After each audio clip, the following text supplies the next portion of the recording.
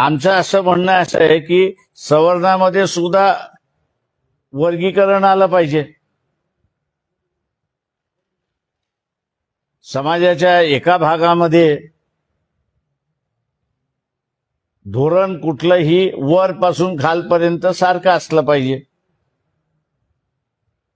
तेव्हा जरांगे पाटलाला माझी असणारं आव्हान आहे, त्याला समजत नाही हे तर मलाही माहिती आहे.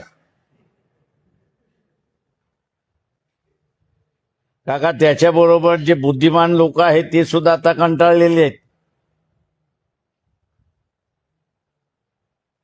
मराठ्यांना आरक्षण पाहिजे असेल ते त्याला म्हणा 50% वर्गीकरणाचा लढा सुरुवात कर.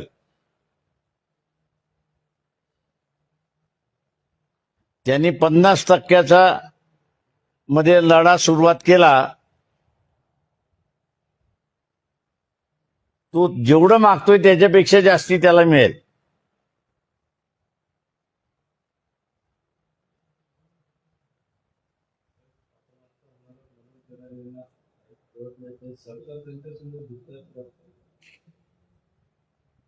झुकतंय का?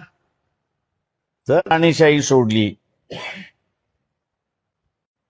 तर त्याची जी काही खाऊन पिऊन सुखीची अवस्था होती ती संपली.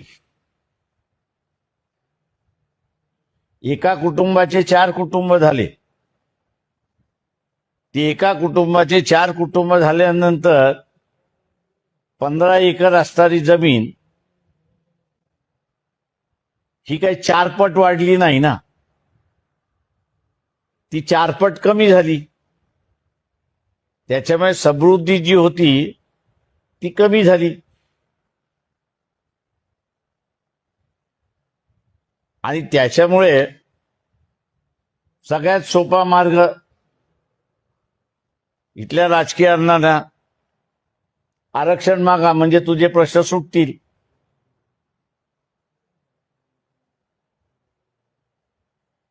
हा वर्गीकरणाचा लढा जरांगेने सुरुवात करावा.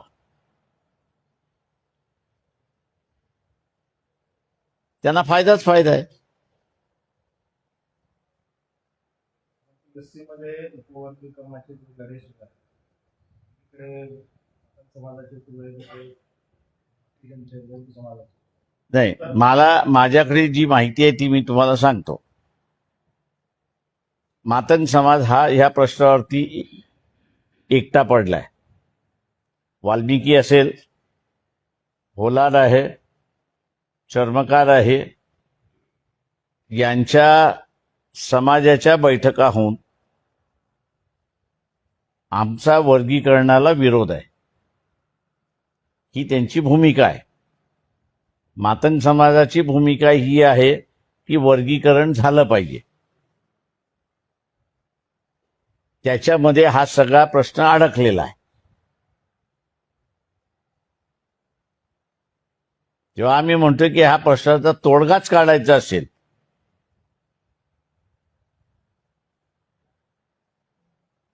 तर आरक्षण ही 50% आहे.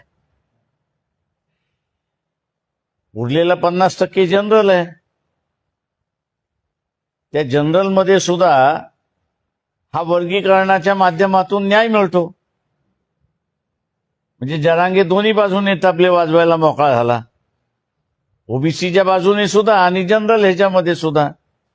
पण मगाशी म्हटलं त्याला समजलं तो तो इथला हिरो.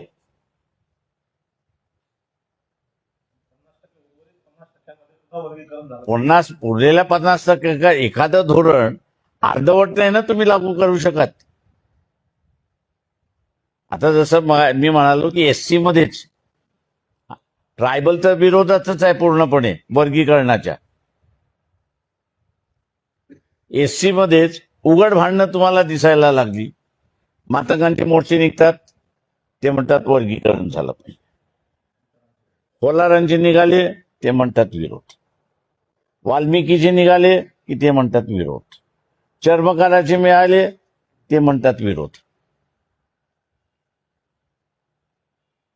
त्याच्यामुळे एकसारखं धोरण जर आलं, जसं आरक्षणाच्या 50% धोरण आलं, तसं खुल्या वर्गातल्या 50%ला हेच धोरण लागलं वर्गीकरणाचं, तर भांडणच मिटून जातं.